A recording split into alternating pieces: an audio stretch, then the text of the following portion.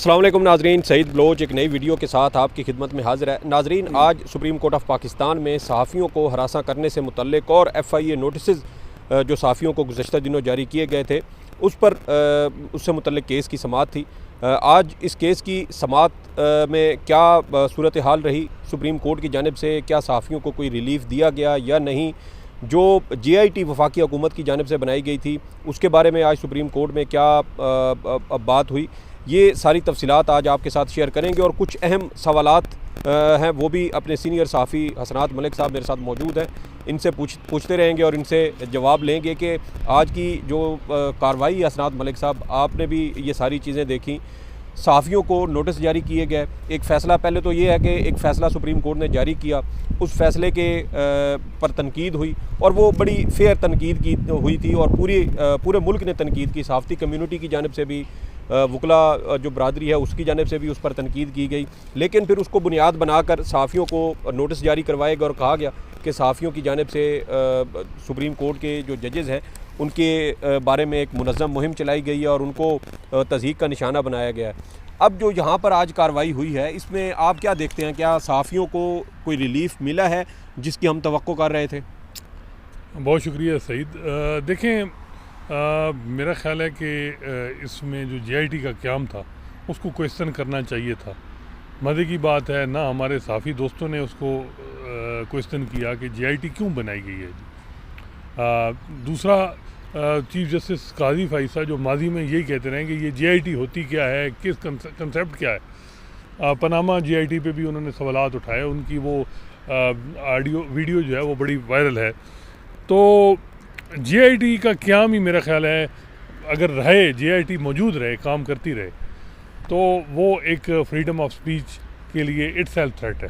सही। अगर आज मैं आपको बताऊं कि रिटायर्ड जजों की एक कमेटी बनाएं और उन जजेस को कहें कि आपने हर रोज़ कोर्ट रूम में सुप्रीम कोर्ट के जजेस में बैठना है और देखना है कि कौन का जज कोर्ट ऑफ उसके फ़ैसले भी देखने हैं और देखना है कि मिसकंडक्ट बनता है कि नहीं, तो क्या जजेस मुताद होंगे या नहीं, वो फ्रीली फ़ैसले करेंगे या नहीं करेंगे, वो हर चीज़ में गौर करेंगे कि नहीं। यही इसके चिलिंग इफेक्ट हैं। अब JIT का क़याम हो गया है, JIT के नोटिस भी चले गए हैं और ख़बरें भी इधर उधर से आ गई कि फ़लाँ हो गया, ये हो गया, उससे एक पूरी जमूद तारी हो गया है, एक सख्ता सा है, सारे जर्नलिस्ट जो हैं वो मुताद हो गए और यही मकसद था। सही। और मेरा ख्याल है कि इससे फ्रीडम ऑफ स्पीच थ्रेट में है। सही। और ये नुकसान है सहाफ़ियों के लिए और इसी को क्वेश्चन करना चाहिए कि JIT का क़याम ही ठीक नहीं है। सहाफ़ियों को नोटिस होते हैं, देखें इंडिविजुअली किसी सहाफ़ी ने अगर कैंपेन चलाई है तो कार्रवाई होनी चाहिए, बिल्कुल होनी चाहिए। हाँ, सबको मालूम है और ये कैंपेन तो 2019 से चली है जस्टिस काजी फ़ाइसा के ख़िलाफ़। अब ये सिर्फ जनवरी 13 तक क्यों महदूद रखा गया, और इससे सुप्रीम कोर्ट का भी इमेज कोई ठीक नहीं रहा और मज़ीद सुप्रीम कोर्ट पे जो है वो बर्डन बढ़ेगा। जब इस तरह का मामला आएगा तो अल्टीमेट नज़ला, जिस तरह बल्ले वाले मामले में भी सारा जो कुछ भी हो रहा था वो इलेक्शन कमीशन और सारे इदारे ब्रीफ जमा हो गए और सुप्रीम कोर्ट पे सारी चीज़ आ गई। तो यहाँ भी ऐसा तरह है कि आज हम ये एक्सपेक्ट कर रहे थे कि सुप्रीम कोर्ट इस JIT को डिसअप्रूव करेगी। जिस तरह जैसे अतर मिनल्ला साहब की तकरीर थी कि जी कोई भी तनकीद करे, हम पे जो बातें करे, झूठी बातें करे, हमें क्या फ़र्क पड़ता है।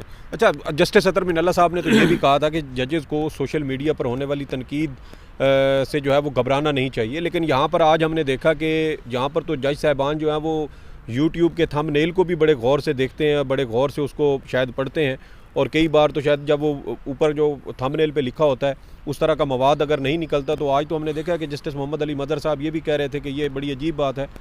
तो इसको आप कैसे देखते हैं कि ये तो थंबनेल तक जो है वो जायज़ा ले रहे हैं और जस्टिस अतर मिनल्ला साहब तो बिल्कुल मुख्तलिफ बात ये है कि सहाफ़ियों का जब अगर JIT बनेगी, सुप्रीम कोर्ट की बैकिंग होगी, पूरी हुकूमत के इदारे उसमें इन्वॉल्व होंगे, ड्यू प्रोसेस कौन सा होगा, कौन इंसाफ देगा।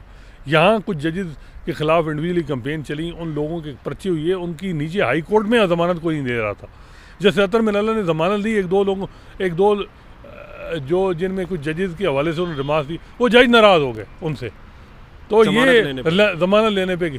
तो ये बड़ा मसले होते हैं, ये ऐसी आसान इसका, और ये प्रेसिडेंट बनती।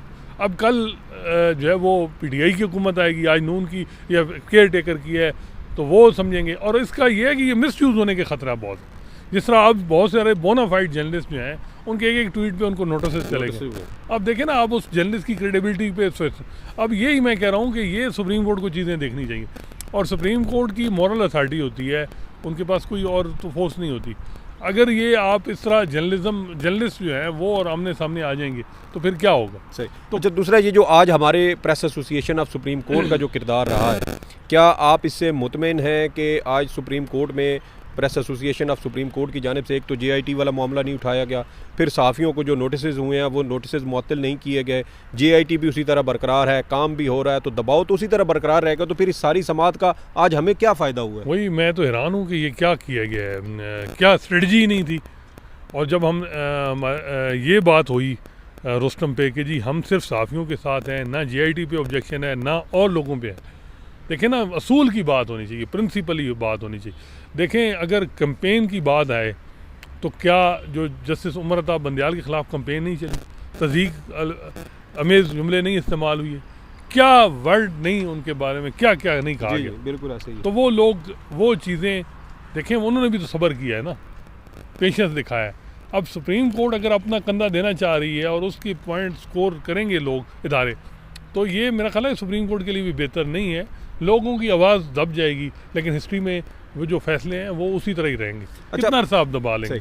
ये जो आज कार्रवाई हुई है, मुझे वहाँ से एक ऐसा तासुर मिला है कि जैसे ये सहाफ़ी या मीडिया इस तमाम तर कार्रवाई का निशाना नहीं है, बल्कि मुमकिन तौर पर सोशल मीडिया ही इसका असल टारगेट है, और ये मामलात उसी तरफ घूमते हुए नज़र भी आ रहे हैं। कल इस केस की फिर समाअत है। आप क्या समझते हैं कि वाकई असल निशाना सोशल मीडिया है और उसको काबू करने की और कंट्रोल करने की कोशिश हो रही है? देखें, एक बात तो ये है कि हमारे कुछ दोस्तों को जो एक्टिविस्ट हैं उनको मुताद होना चाहिए, कोई ऐसी ज़बान इस्तेमाल नहीं करनी चाहिए जिसकी आड़ में सारे मीडिया ही जो है वो उसमें हम देखें मुश्किलात में आए। अब जो बात की जाती है कुछ लोगों की स्क्रीन शॉट जी कि उन्होंने चीफ जस्टिस काजी फैसल के खिलाफ वो अब्यूसिव लैंग्वेज यूज़ की जिसको कोई भी दिफा नहीं कर सकता, लेकिन वो इंडिविजुअल लोग हैं, सबको पता है कौन क्या है। तो उनकी बुनियाद पे आप JIT बना के क्या मैसेज दे रहे हैं? ये है कि सोशल मीडिया है मामला, बज़ाहिर तो यही लग रहा है कि इलेक्शन के दिनों में ताकि दबाव रखा जाए, और उसका पर्पज़ हल भी हो गया। JIT बनी है, जस्टिस काजी फैसल और सुप्रीम कोर्ट पे कोई बात नहीं कर रहा, लेकिन क्या हिस्ट्री में भी बात नहीं करेगा कोई? सही। ये अच्छा, बातें भी हैं। अच्छा, मीडिया को रेगुलेट, सोशल मीडिया को करने की ज़रूरत है, लैंग्वेज बेहतर करने की ज़रूरत है, ये वो सारी चीज़ें हैं जो हैं, लेकिन बात यह है कि क्या जो आगे से काउंटर किया जा रहा है उसका क्या होगा, उसमें तो मुस्बत तनकीद भी नहीं होगी। सही। अच्छा, ये बताएं कि कुछ दिन पहले जब निगरान वज़ीर इत्तलात और जो दीगर रियासती PTA के भी अफसरान थे, उसके अलावा दीगर रियासती इदारों के अफसरान भी साथ मौजूद थे, और एक प्रेस कॉन्फ्रेंस की गई, और उस प्रेस कॉन्फ्रेंस में भी ये कहा गया कि हम आर्टिकल 19 का एहतराम करते हैं, लेकिन उसके साथ साथ कुछ हदूद होनी चाहिए तनकीद करने की, तज़हीक नहीं होनी चाहिए। आज इसी तरह की बात जस्टिस मुसर्रत हिलाली की जानिब से भी की गई, चीफ जस्टिस काजी फ़ायज़ ईसा की जानिब से भी की गई। ये JIT का मौक़िफ़ और वफाकी हुकूमत का मौक़िफ़ और सुप्रीम कोर्ट के जज साहबान का मौक़िफ़, ये आपको बार का मौक़िफ़, बार का भी और बार काउंसिल का भी, तो ये सारे तो हमें एक ही पेज के ऊपर नज़र आते हैं। बात तो सच है, बात है रसवाई की, बात तो ये सच है कि इस वक्त सारा कुछ सेम पेज पे है, और इसी तरह ही मामला चल रहे हैं। मेरा ख्याल है कि सुप्रीम कोर्ट को अपना तशख़्ख़ुस जो है वो एक अलहदा रखना चाहिए। मैं ये नहीं कहता कि सुप्रीम कोर्ट को अपोजिशन का रोल प्ले करना चाहिए, जिस तरह माजी में रहा, इफ्तिखार मोहम्मद चौधरी के दौर में जो है वो पैरेलल कर दिया जाता था, पीपल्स पार्टी की गवर्नमेंट को किया गया 2009 से 13 तक, या नून लीग को साकिब निसार ने। लेकिन सुप्रीम कोर्ट को डिस्टेंस, ये परसेप्शन किसी सूरत में भी नहीं होनी चाहिए कि ये सब कुछ जो है वो मिली भगत से चीज़ें हो रही हैं। और ये देखें, फ़िलहाल बात नहीं करेंगे, लेकिन ऑफ द रिकॉर्ड बहुत सी बातें होती हैं, हो रही हैं। बेहतर है कि सुप्रीम कोर्ट इन चीज़ों से अवॉइड करे, और कल जब हियरिंग हो रही हो तो ये विड्रॉ कर दे कि JIT बस जी हम जाने और लोग जाने, सुप्रीम हुकूमत को इस मामले में हमारे किरदार को मशहूर करने की ज़रूरत नहीं। जब हुकूमत दिफा में आ जाएगी जजेज़ की, तो लोग पूछेंगे कि जजेज़ ने क्या किया है जिसका दिफा हुकूमत कर रही है, हालांकि हुकूमत तो वैसे ही, तो ये क्या वजह है? तो ये फिर बात बड़ी, इसमें सुप्रीम कोर्ट को भी देखना हो चाहिए कि क्या हो रहा है, किस तरह।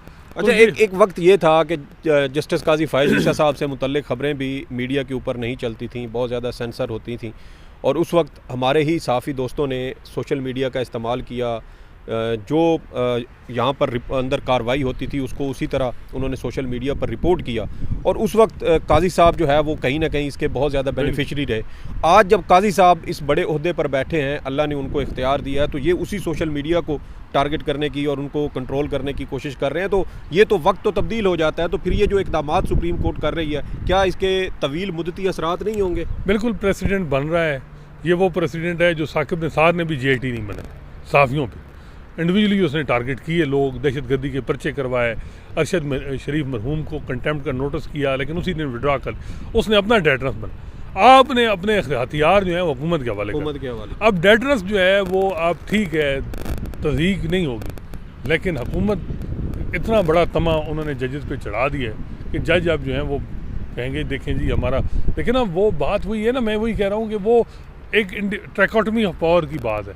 सुप्रीम कोर्ट को अपने आप को अलहदा करना चाहिए, डिस्टेंस करना चाहिए, और कहना चाहिए कि हमारे जस्टिस काजी फैसल को कहना चाहिए कि मेरे ख़िलाफ़ तो तनकीद जो है वो 2019 से कंपेन चल रही है, और ऐसी ऐसी कंपेन है कि जो बड़ी झूठी और बड़ी शर्मनाक चीज़ें हुई वो वहाँ से फिर शुरू करें। ये 13 जनवरी में क्या हुआ है उसका वही बात है ना, फिर वही चीज़ें हैं। मेरा ख्याल है कि ये जो अव्वल तो ये बेंच जो था इसी ने फैसला दिया बल्ले के निशान, और आज यही सुन रहे हैं चीफ जस्टिस काजी फैसल। बेहतर होता कि या ये जस्टिस मंसूर अली शाह का बेंच ये लोग सुनते, ज़्यादा बेहतर होता जस्टिस काजी फैसल इसमें नहीं, और या इसको लंबा ना किया जाता।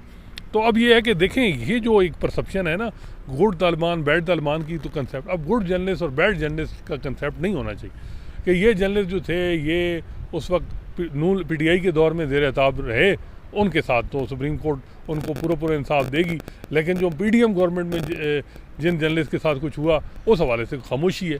तो ये गुड बैड जो है ये कोई बेहतर नहीं है। सुप्रीम कोर्ट में पोलराइजेशन बड़ी ख़तरनाक होती है। सुप्रीम कोर्ट सब की होती है, सुप्रीम कोर्ट ये नहीं है कि सुप्रीम कोर्ट एक सियासी जमात की है।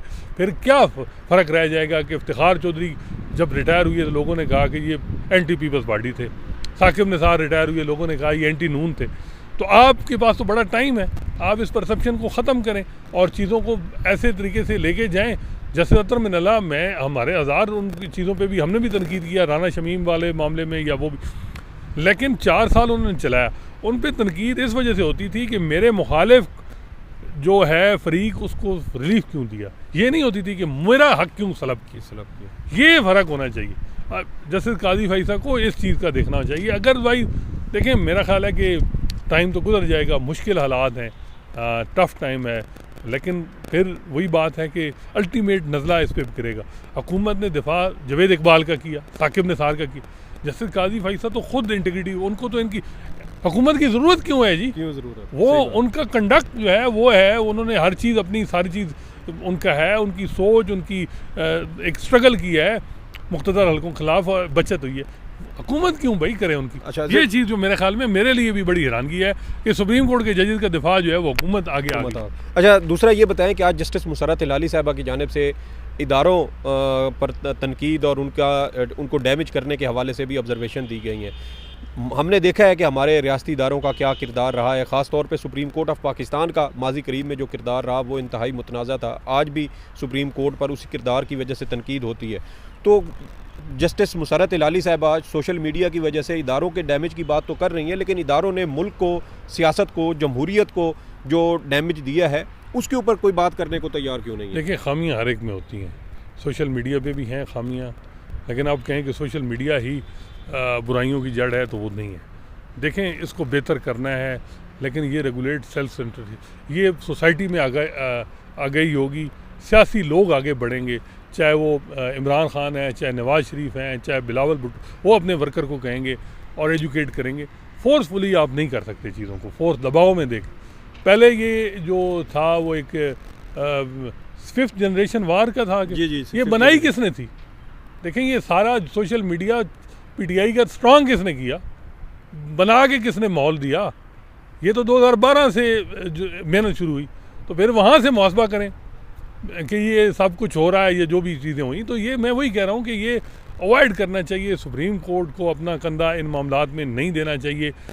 GIT देखें मेरा ख्याल है कि एक तो JIT एक डेटरस होता है ना, अमूमन ये होता है कि डेटरस बन गया। मेरी समझ में जस्टिस एजाजुल एहसन और जस्टिस मज़ाहिर की रिटायरमेंट के बाद जस्टिस काजी फैसल खिलाफ अगर कोई थी भी कंपेन तो ख़त्म हो गई। फिर JIT बन गई। आज मैग्नेमिटी का मुजाहरा होता, सुप्रीम कोर्ट विड्रॉ कर जाती। मेरा ख्याल नहीं है कि अब किसी और की ज़रूरत होती कि वो इन हालात में करता, लेकिन सुप्रीम कोर्ट रखना चाह रही है दबाव में।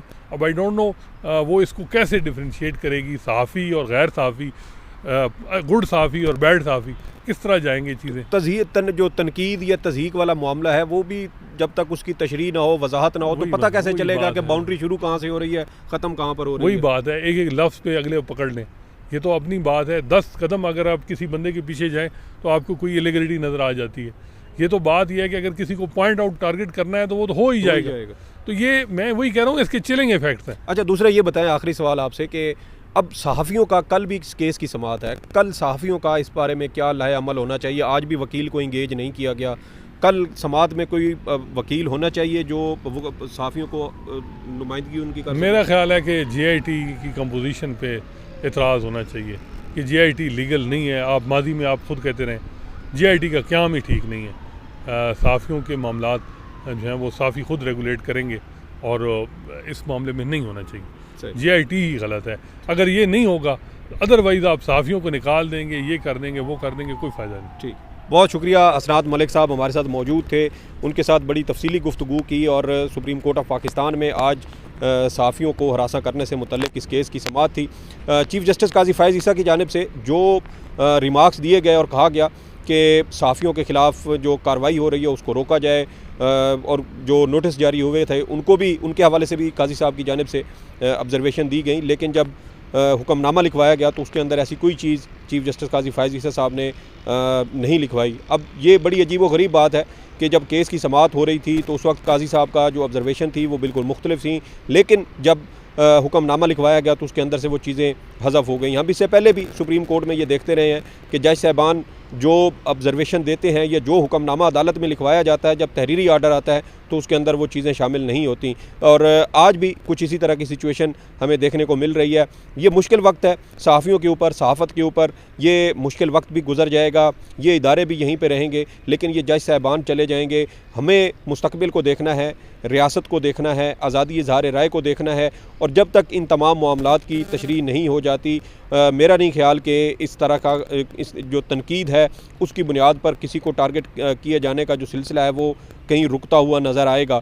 जो माजी में सुप्रीम कोर्ट पर, सुप्रीम कोर्ट के जज साहबान पर तनकीद करते रहे निगरान वज़ीर इत्तलात, वो इस वक्त इस JIT का दिफा करते हुए नज़र आते हैं और कहते हैं कि इदारों पर तनकीद करने वालों को मुकम्मल तौर पर आज़ाद नहीं छोड़ सकते। तो सिर्फ 13 जनवरी के फ़ैसले के बाद वाला मामला ही क्यों देखा जाए, सिर्फ चीफ़ जस्टिस काजी फ़ैज़ ईसा पर तनकीद को ही क्यों देखा जाए? Justice Ayesha Malik, justice Ijazul Ahsan, justice Mazahar Naqvi, justice Munib Akhtar, साबिक़ chief justice Umar Ata Bandial, justice मियाँ गुल हसन औरंगज़ेब हों, जस्टिस कामरान हयात हों, या justice chief justice Peshawar high court justice Mohammad Ibrahim हों, इन तमाम के मामलात भी देखे जाने चाहिए, क्योंकि तमाम जज साहबान बाइज़्ज़त हैं, तमाम जज साहबान काबिल एहतराम हैं। तो फिर सिर्फ ये सिलेक्टिव किस्म की जो तनकीद या इसकी बुनियाद पर ये इस तरह रियासती इदारों का कार्रवाइयाँ करना, ये भी कोई मुनासिब चीज़ नहीं है, ये नेक शगुन नहीं है। अब देखना ये है कि क्या ये सारे मामलात सिर्फ 8 फरवरी की हद तक हैं या इसके कोई लॉन्ग लास्टिंग जो नताइज हैं वो भी हमारे सामने आते हैं। कल इस केस की दोबारा समाअत है, जब कल इस केस की दोबारा समाअत होगी तो उस हवाले से जो भी अपडेट होगी वो आपके साथ शेयर करेंगे। तब तक के लिए इजाज़त दें। अल्लाह हाफ़िज़।